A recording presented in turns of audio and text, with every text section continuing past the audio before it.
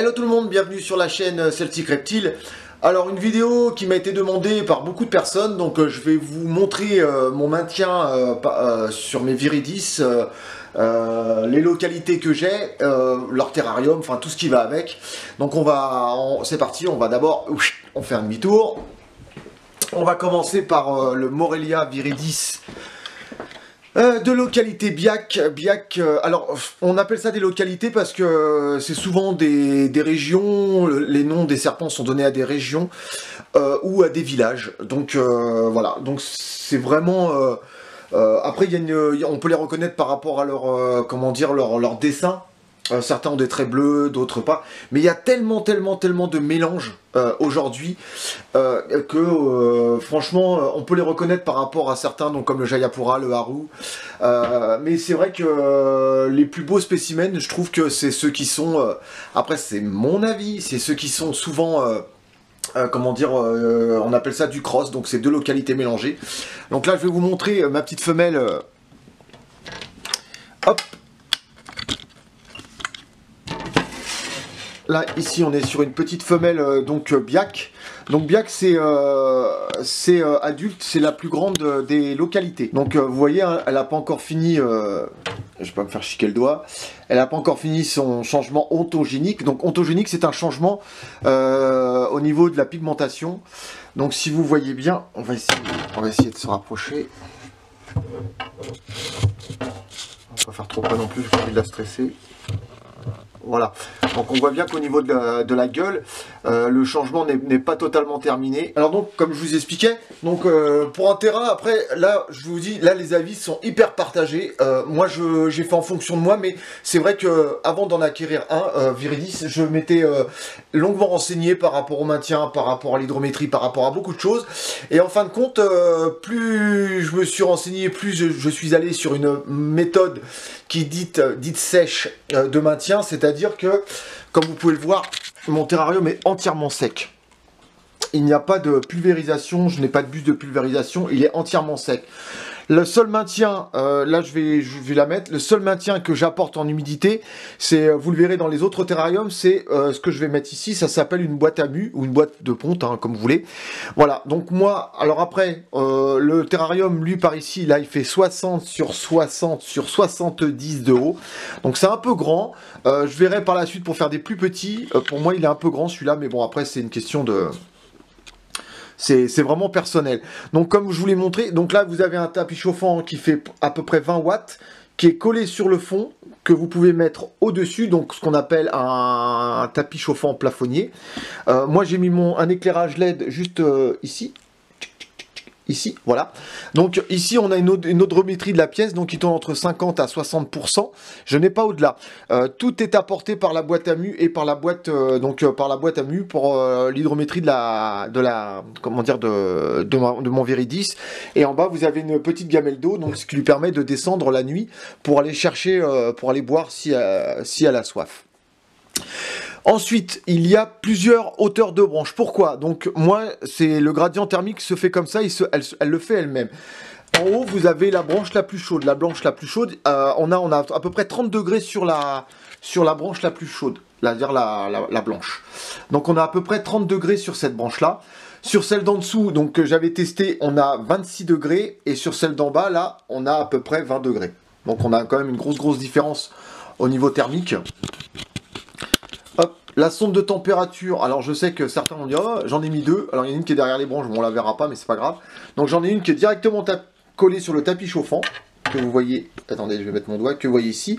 L'autre elle est juste derrière là, elle est ici. Donc voilà, ça me permet d'avoir un radiant, enfin elle est collée sur le blanc. Ça me permet d'avoir un radiant très précis au niveau de mes Viridis. Donc là je sais que sur la branche j'ai 30, donc c'est vraiment 29-30 c'est la température idéale. Ici, vous pouvez voir que j'ai une ventilation ici et une ventilation ici. Donc tous mes terrasses sont aujourd'hui vont passer à la coco, fibre de coco. Là, c'est pas encore ça, mais là, ça a changé parce que celui-ci est sale. Donc pour la décoration, j'ai fait assez sommaire. Tous mes terrariums sont en ce qu'on appelle en artificiel, donc pour la végétation. Donc ici on a des fleurs plus ou moins, bon après, voilà, c'est on aime ou on n'aime pas, c'est vraiment une décoration personnelle. Je pense à apporter des petites touches différentes, donc tous mes terrariums sont renforcés. Alors ça c'est la fabrication, on parle d'autre chose. Glissière en aluminium. Plastique ici, ça c'est pour ce qu'on appelle l'accompagnement des vitres. Là on est sur des vitres de 5 mm, donc j'ai travaillé moi-même pour enlever le tranchant. Et là on est sur le programmateur, pour ceux qui connaissent, sur le programmateur Trixie. Vous voyez, hein, là on est à 30, bon j'ai ouvert la fenêtre, hein, donc là on est sur 31 degrés. Donc voilà. Donc ça c'est pour le modèle Biac, je vous les montrerai après, je vais les prendre en main. Et on va passer sur les autres. Toc, toc, toc, toc, toc. On va passer dans le salon. Alors là, il n'y a pas du tout de décoration. Parce que ici, on est en quarantaine. Donc je suis désolé pour la couleur de la mémère. Elle est hyper terne, mais bon, au moins. Voilà. Donc là, on est sur des terrariums qui font un petit peu plus haut bas. Ils font 65, alors 60 de largeur, 60 de profondeur. Sur 65. Hop, voilà. Sur 65 de hauteur. On va aller la chercher. Alors l'éclairage bleu est sympa, mais alors pour filmer, c'est peut-être moins bien.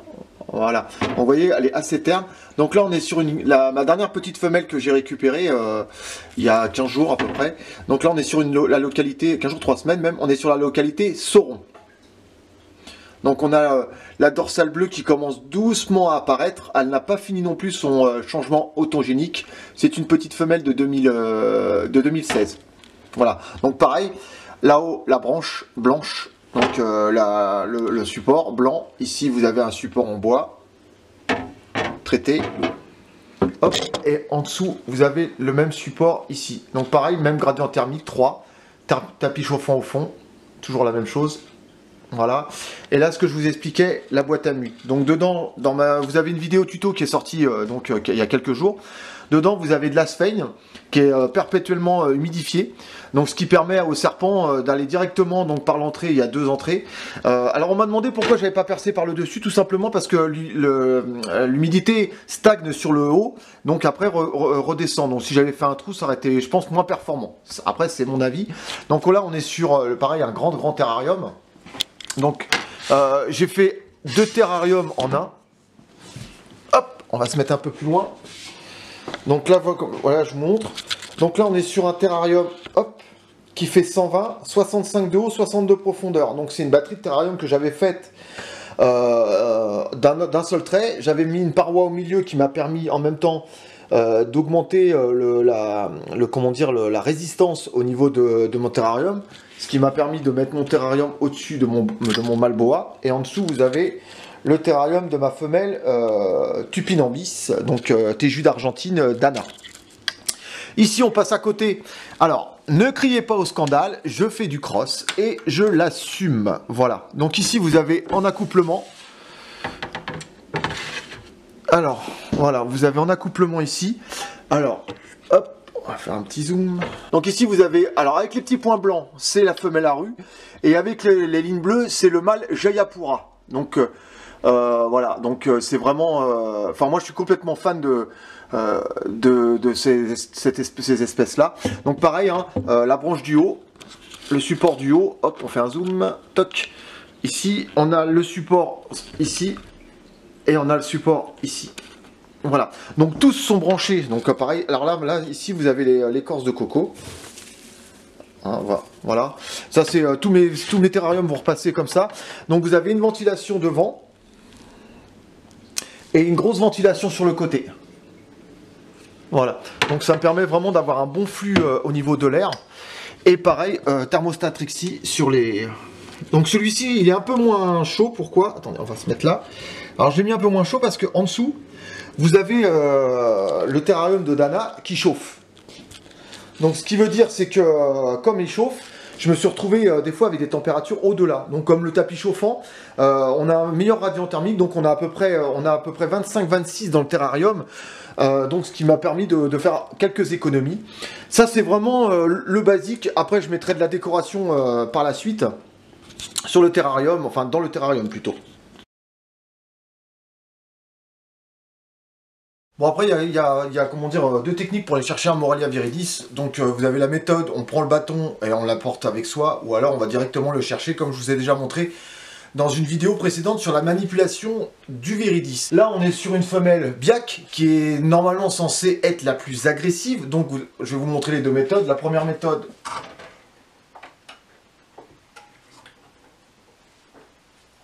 on prend le bâton, voilà, et là maintenant je l'ai dans la main.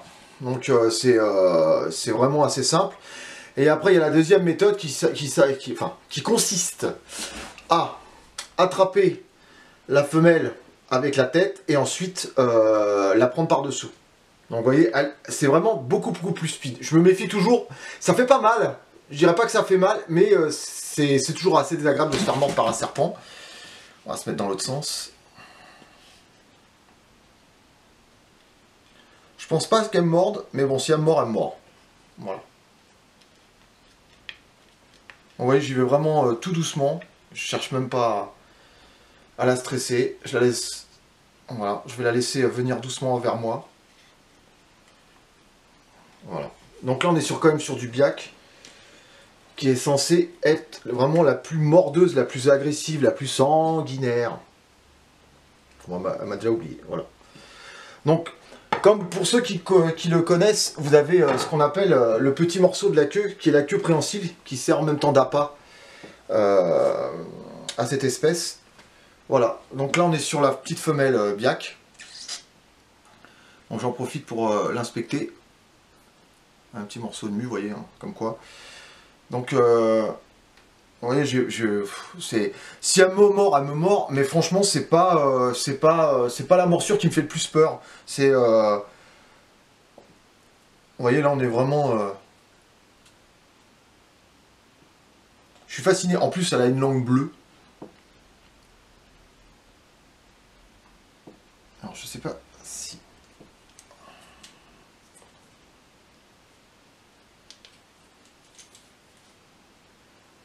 Ah, c'est le problème, c'est que maintenant que je suis en train de. Voilà. Montre ta bouille.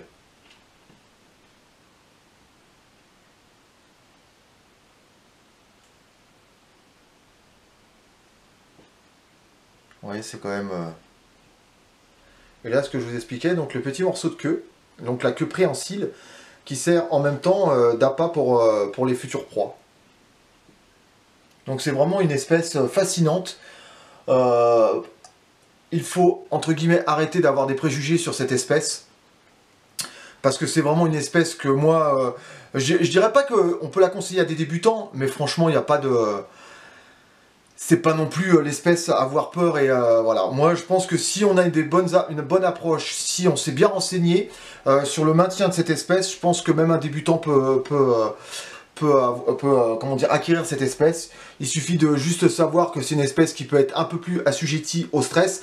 Pourquoi? Parce que, alors je vais vous expliquer, c'est tout bête, c'est une espèce qui ne peut pas fuir.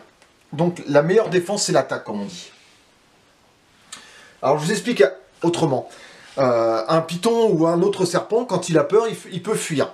Cette espèce ne peut pas fuir. Donc la seule chose qu'elle a à faire, c'est mordre. Donc voilà, non mais franchement, quand on voit ça... oui, je me suis fait mordre. Même pas. Non, je sais même pas si elle m'a mordu. Même pas, non, voilà. Elle a goûté ma main.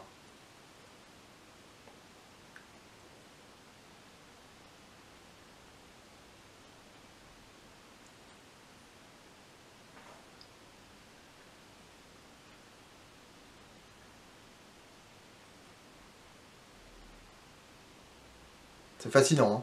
C'est vraiment, franchement, moi je sais pas, je trouve vraiment cette espèce assez exceptionnelle. Bon, c'est une juvénile, donc les juvéniles sont encore un peu plus stressés que les adultes. Donc on verra par la suite si elle se calme ou pas. Mais c'est vrai que vous voyez quand même qu'au niveau manipulation, la morsure peut arriver, hein, mais elle peut arriver sur n'importe quelle espèce. Je me suis fait mordre plus souvent par du python que par du viridis. Viridis, j'ai fait une vidéo où on me voit me faire mordre, où je dis un gros mot. Mais c'est vrai que je me suis fait plus souvent mordre par du python que par du Morelia, quoi, malgré que ça soit l'espèce mordeuse par excellence. Voilà, on va la reposer. Donc vous voyez comme quoi, j'ai même pas de traces, vous voyez. Elle a juste ouvert la bouche, posé sa bouche sur mon doigt, et c'est tout. Elle a même pas essayé de mordre, il n'y a même pas eu de force dans la mâchoire, rien du tout.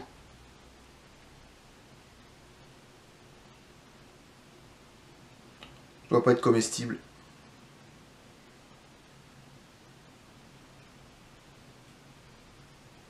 Bon, on va la remettre sur sa branche. Voilà, donc on va passer, je vais vous montrer normalement les deux autres qui sont lovés ensemble, en couple. On va essayer de les voir ensemble.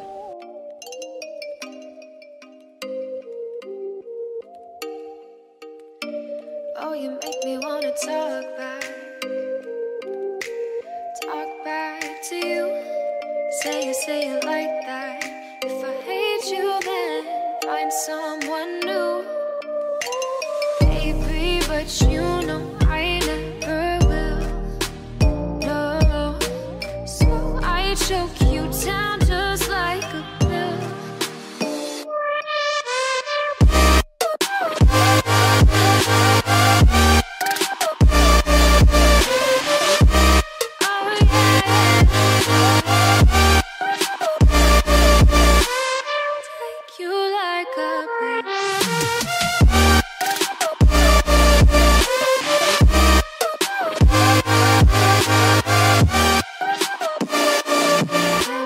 Alors là on est sur donc la femelle Haru et le mâle Jayapura. Alors me demandez pas où est la tête, je sais pas. Franchement ça fait une belle brochette de verre quand même. Complètement fan. C'est beau, c'est magnifique, il y a du vert, du jaune, il y a du blanc, il y a du bleu. C'est vraiment une explosion de couleurs. Complètement. Moi franchement je suis vraiment fan de cette espèce. J'avais des appréhensions au début, hein, mais c'est parti avec. Alors vous voyez, je vous montre. On va essayer de se mettre du côté de la lumière. Voilà. Donc vous voyez les couleurs. Là j'ai juste un éclairage pour vous montrer à quel point c'est joli. Vous voyez un peu cette mosaïque de couleurs. Donc les petits points blancs c'est la femelle Haru et le trait bleu c'est le Jayapura. Faut savoir aussi que le Jayapura a quelques points blancs. Donc ce sont des écailles hein, qui sont blanches. Mais je vous dis, je veux pas quand même faire le rabat-joie, mais qu'est-ce que c'est joli. Vous vous rendez compte, dans un terrarium, franchement, ça c'est... Moi, c'est pour vous dire... je fais mon baluchon. Pour moi, c'est une des espèces celle que je possède, que je trouve la plus belle. Je parle visuellement, je parle au niveau aussi de sa façon de manger, de sa façon de se tenir dans une branche et tout. Pour moi, c'est une des plus belles espèces. Pour la maintenance, on dit 70 à 80% d'hydrométrie. Moi, mes serpents, je les maintiens en méthode sèche, donc comme je vous l'ai expliqué. Ensuite, il y a une température donc de branche entre 29 et 30 degrés. La nuit autour de 26 degrés.